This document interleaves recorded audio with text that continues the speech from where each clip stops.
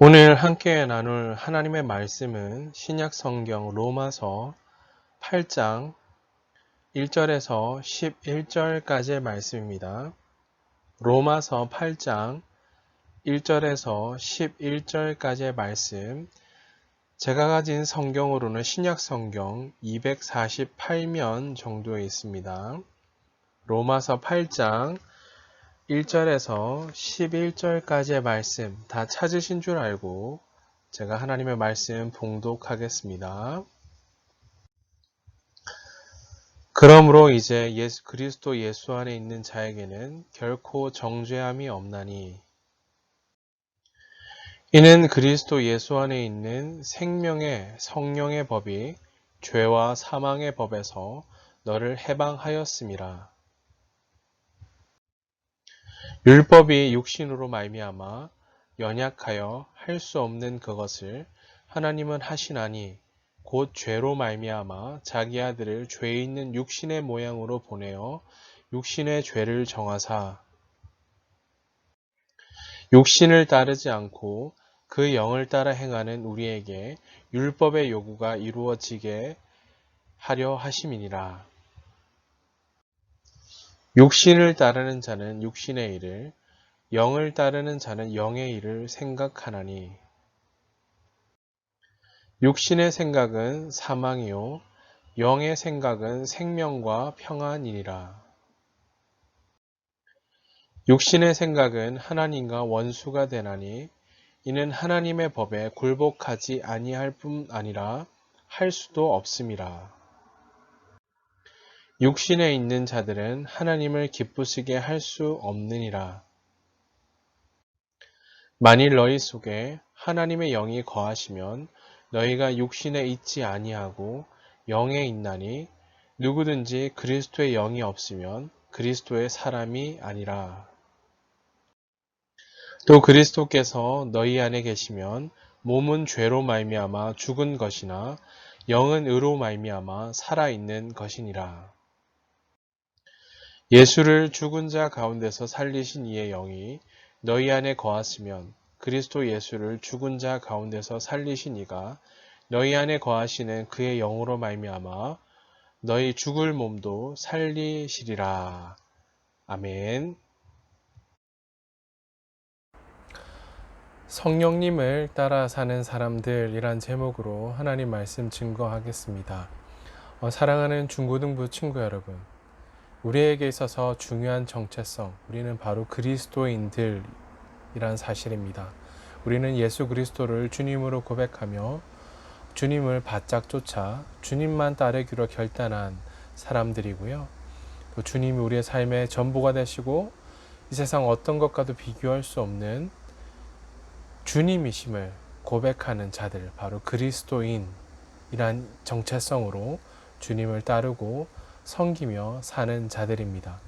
또한 중요한 특징이 있다면 그리스도인들은 우리 자신의 힘으로 우리가 가진 어떤 능력이나 가진 어떤 스펙이나 가지고 있는 어떠함에 달려있는 삶이 아니라 그리스도인들은 바로 성령 하나님의 도우심을 따라 사는 자들이고요. 또 성령님을 따라 사는 자들, 바로 성령님의 지배를 따라 성령님의 통치를 따라 사는 자들, 바로 그리스도인이란 이름 속에 담겨진 정체성의 의미이기도 합니다. 그렇다면 오늘 본문 함께 로마서 8장 말씀을 함께 다 읽지는 않았지만 성령님의 도우심으로 사는 삶이 어떠한 것인지를 보다 구체적으로 보여주고 있는 본문이 바로 로마서 8장이란 사실입니다. 육신의 생각과 성령의 생각 사이의 갈등은 계속되어진다라는 사실입니다. 그러나 우리 그리스도인으로서 성령님을 확신하고요, 또 의지하면 성령의 능력을 힘입어 생명의 역사를 이어갈 수 있다라는 사실입니다. 또한 육신에 속한 사람은 죄에 매여 사망의 길을 걸어가지만 성령님을 따라 사는 사람은 생명과 평안으로 하나님을 기쁘시게 할 수 있다라는 사실을 로마서 8장 1절에서 11절까지 말씀을 통해 우리는 확인할 수 있습니다. 자, 오늘 함께 읽었던 본문 말씀은 약 세 부분 정도로 나눠 볼 수 있겠는데요. 첫 번째 부분은 1절과 2절 말씀입니다. 사도 바울은 예수 그리스도 안에 결코 정죄함이 없다라고 1절 말씀을 시작하고 있는데요. 그렇게 선언하고 있습니다. 그리스도인들은 언제나, 그러나 당시 그 시대를 살아갔던 그리스도인들, 언제나 유대인들에게 정죄의 대상이 되었다라는 사실입니다. 유대인들은 그리스도인들을 이렇게 취급했습니다. 이단자나 변절자, 이렇게 동일한 존재로 그들을 정죄했습니다. 정죄를 당하는 사회적 분위기였고요.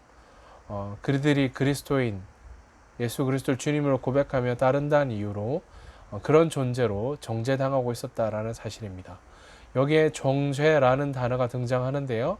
카타크리마라는 단어입니다. 헬라어로.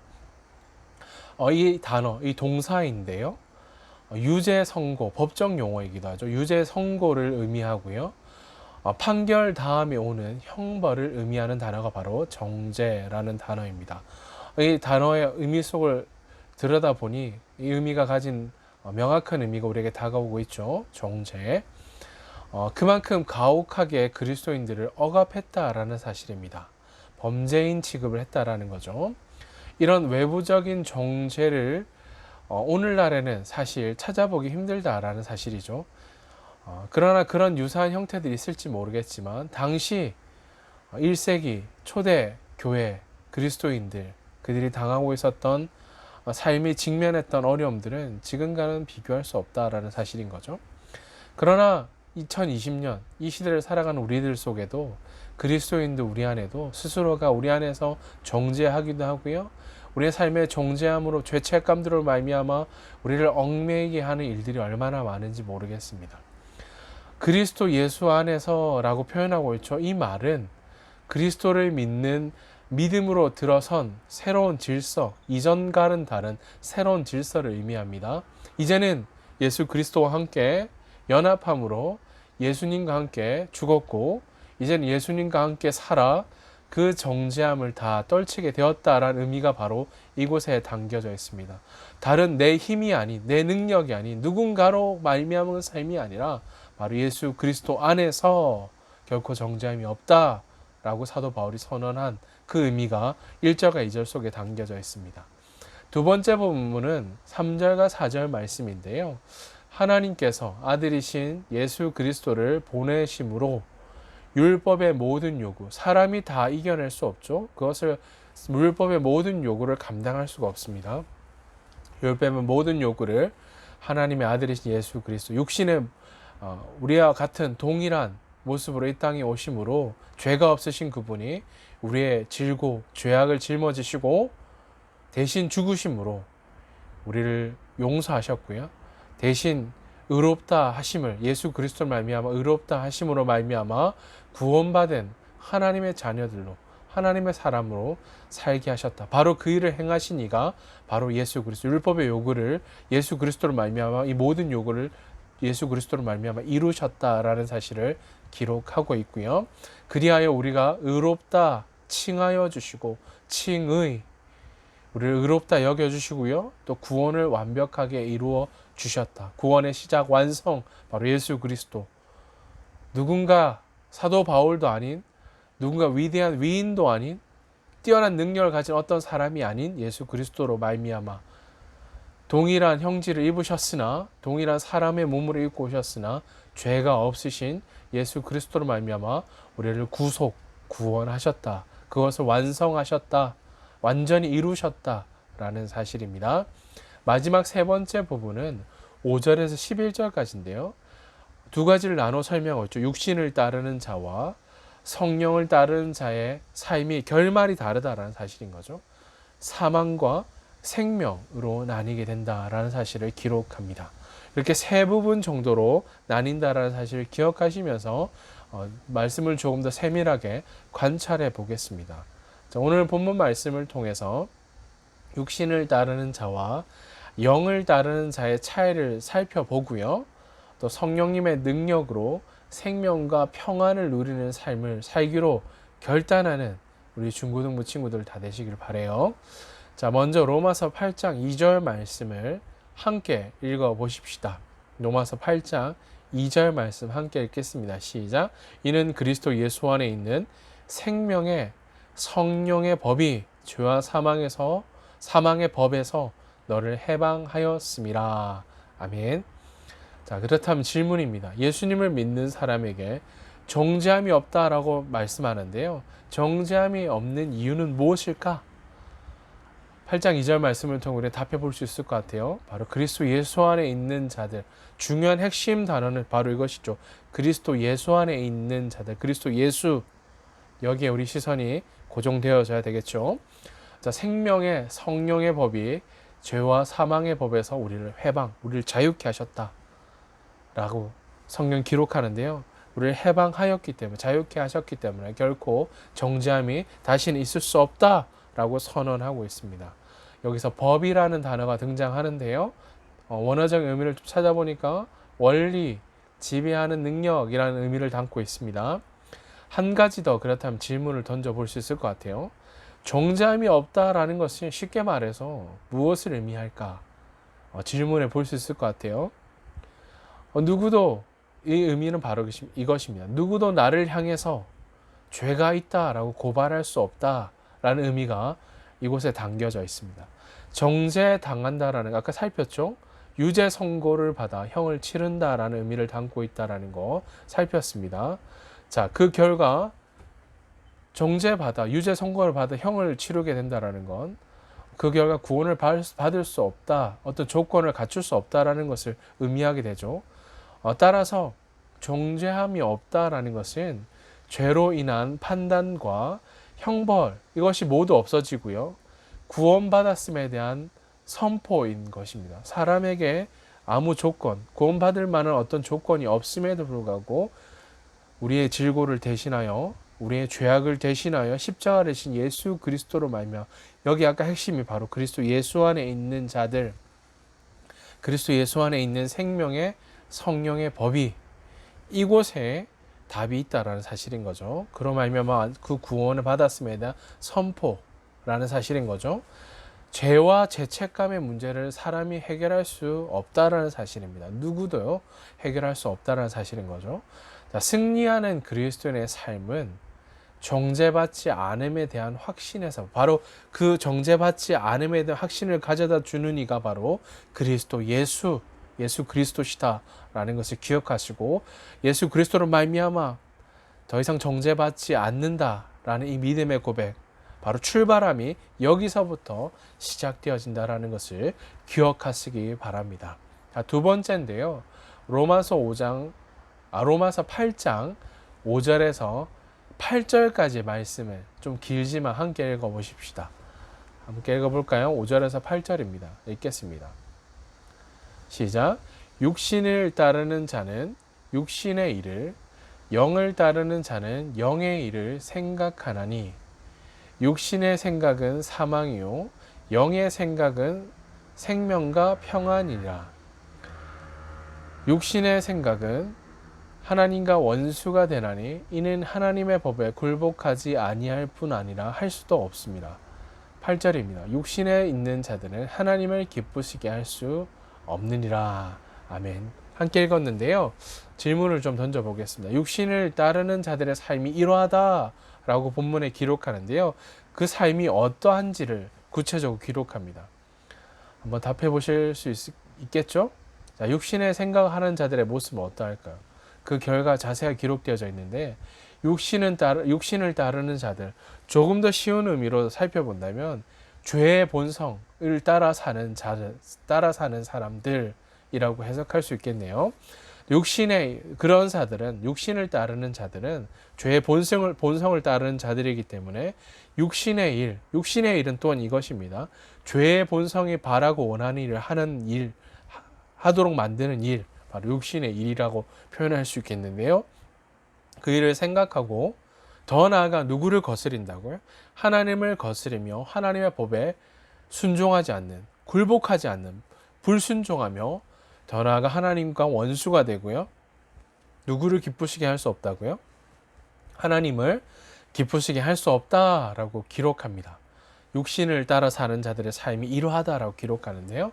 또한 육신을 따르는 삶이란 이런 삶입니다. 정리해 본다면 생각이 육신의 욕구에 맞춰져 있는 상태, 죄의 본성을 따라 살기 때문에 죄의 본성이 원하는 바를 따라 사는 자들이기 때문에 그런 상태를 지칭하는 단어, 육신을 따르는 삶, 그렇게 지칭할 수 있겠네요. 자, 말과 행동은 생각의 지배를 받게 된다는 걸 잘 알 수 있죠. 그러나 그 중심에는 자기 중심적인 욕망의 태도, 지배를 받고 있기 때문에 온갖 악함과 파괴적인 삶의 모습이 흘러나올 수밖에 없다라는 것을 우리 자신을 들여다보면 너무나 잘 알 수 있는 거죠. 육신을 따르는 삶이란 바로 그런 삶이다라는 것을 우리에게 말씀해 주고 있습니다. 자, 그렇다면 마지막인데요.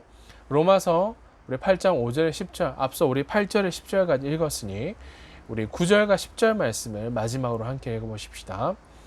함께 읽겠습니다. 8장 9절과 10절입니다. 함께 읽겠습니다. 만일 너희 속에 하나님의 영이 거하시면 너희가 육신에 있지 아니하고 영에 있나니 누구든지 그리스도의 영이 없으면 그리스도의 사람이 아니라.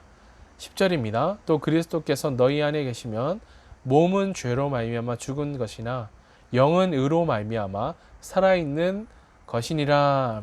아멘. 자, 마지막 질문입니다.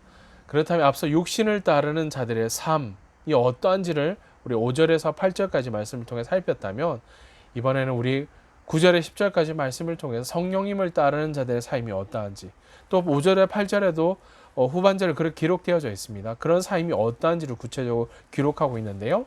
성령을 따르는 자들의 삶이란 바로 이것입니다. 아까 육신을 따르는 자들의 삶과 정반대라는 것을 쉽게 살펴볼 수가 있겠죠. 죄와 사망의 권세에 놓여있고요. 하나님의 법에 굴복하지 아니하고요. 하나님을 기쁘시게 할 수 없다라는 걸 살폈다면 성령님을 따르는 자들의 삶은 바로 이것입니다. 생명과 평안을 누리고요. 하나님을 기쁘시게 하고요. 그리스도의 사람으로 살게 된다라는 사실입니다.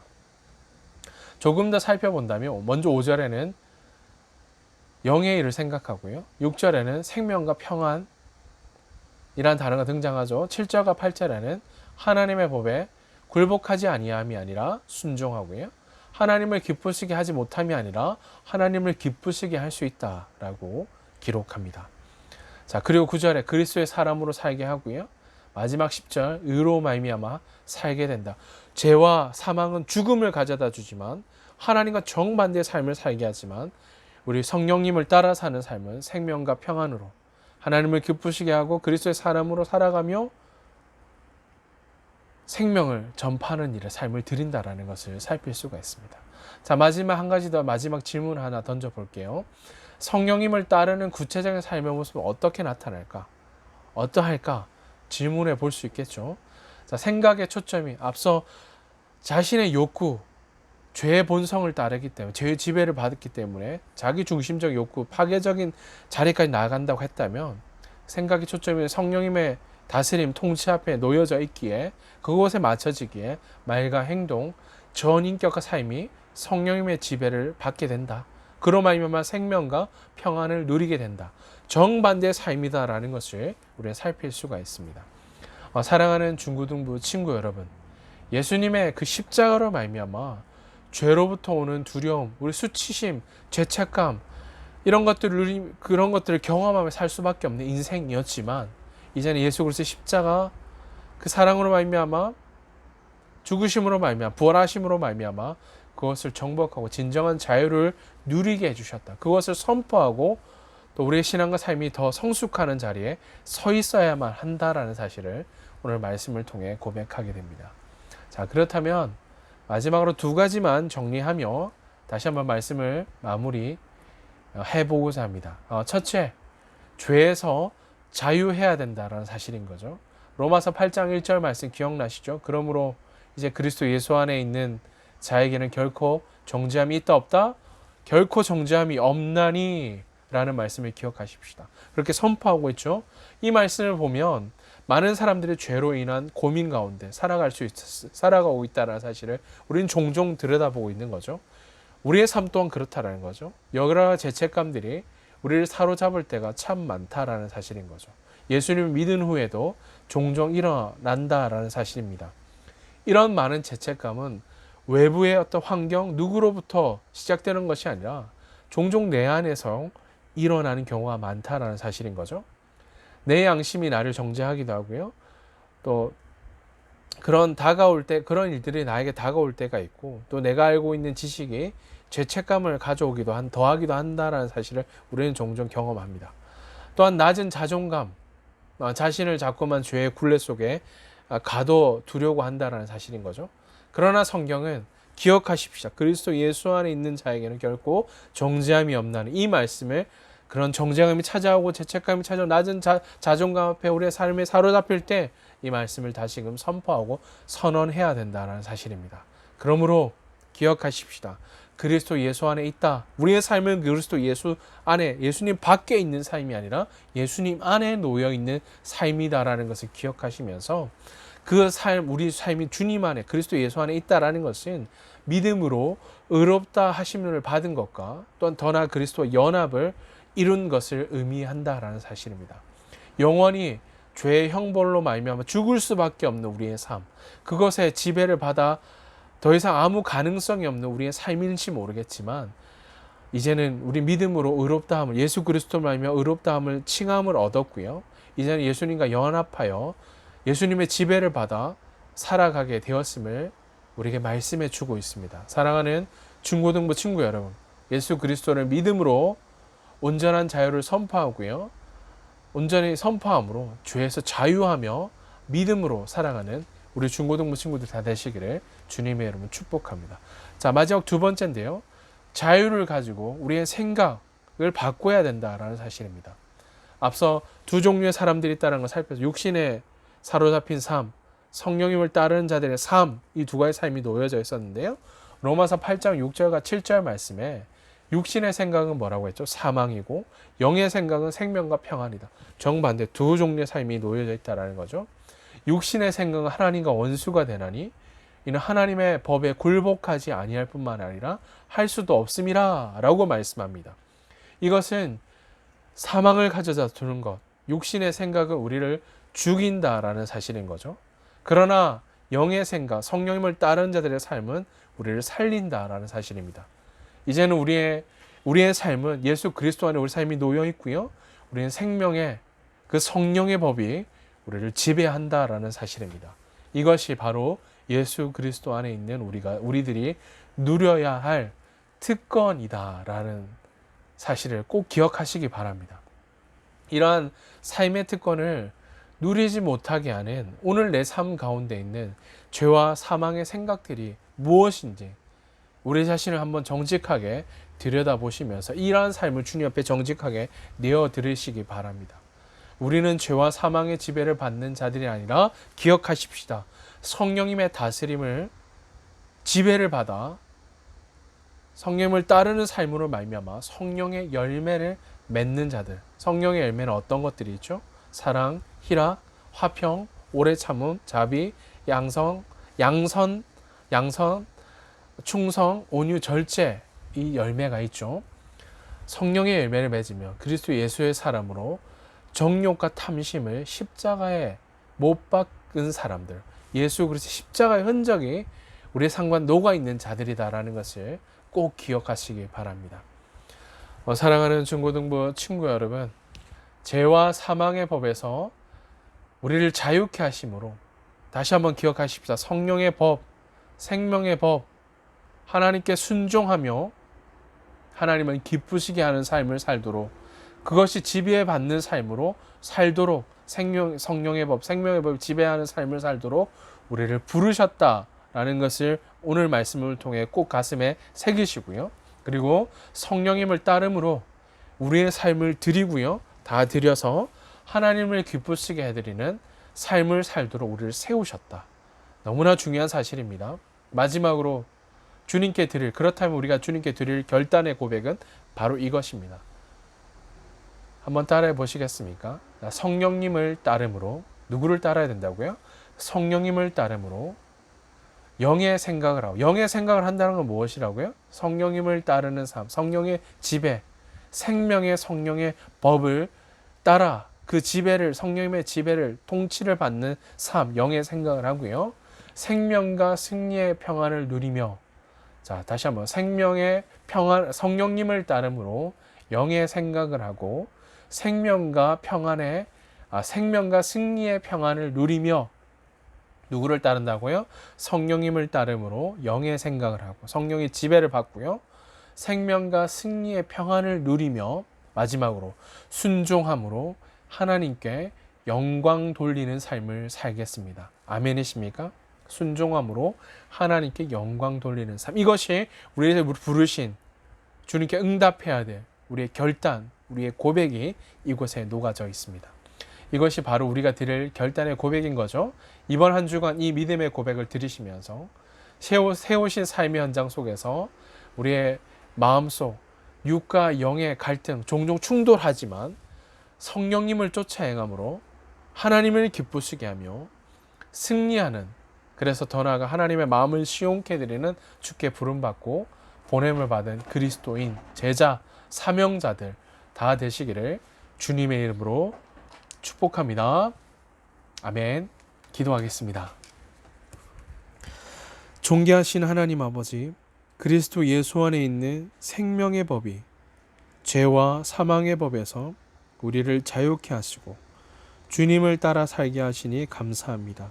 주님, 오늘 말씀을 통해 육신의 욕망을 따라 사는 자들은 육신의 일을 생각하며 사망에 이르게 되고 하나님과 원수가 되고 하나님의 법에 불순종하며 하나님을 기쁘시게 할 수 없음을 고백합니다. 주님, 이제는 그리스도 예수 안에서 육신의 욕망과 생각을 따라 사는 자들이 아니라 생명의 성령의 법을 따라 성령님을 따르는 자들로 살게 하셨음을 고백합니다. 주께서 사랑하시는 중고등부 친구들 한 사람 한 사람 성령님을 따름으로 성령님의 지배를 받으며 생명과 승리와 평안을 누리며 오직 하나님께 영광을 돌리는 삶을 살아가게 해 주시옵소서. 한 주간 부르신 삶의 현장 자리에서 생명과 진리의 말씀에 순종하며 하나님을 기쁘시게 해드리는, 하나님의 마음을 시원케 해드리는 주께 부름받고 보냄받은 사명자들 다 되게 해 주시옵소서. 감사드리며 우리 구주 예수 그리스도 이름으로 기도하옵나이다. 아멘. 이제는 우리 구주 예수 그리스도의 은혜와 하나님 우리 아버지의 크신 사랑하심과 성령님의 위로 인도 교통하심이 주께 마음을 다해 경배함으로 성령님을 따름으로 성령님의 지배와 통치를 받으며 생명과 승리와 평안을 온전히 누리며 하나님께 영광을 돌림으로 하나님을 기쁘시게 해드리기 결단하는 사랑하는 중고등부 친구들 머리 위에 그들을 부르시고 보내신 치열한 삶의 현장 가운데 이제로 영원토록 항상 함께 있을지어다. 아멘. 사랑하는 중고등부 친구 여러분, 생명의 성령의 법을 따라 성령님만을 따르는 하나님을 기쁘시게 해드리는 한 주간 믿음으로 살아내시기를 주님의 이름으로 축복합니다. 사랑하고 축복합니다.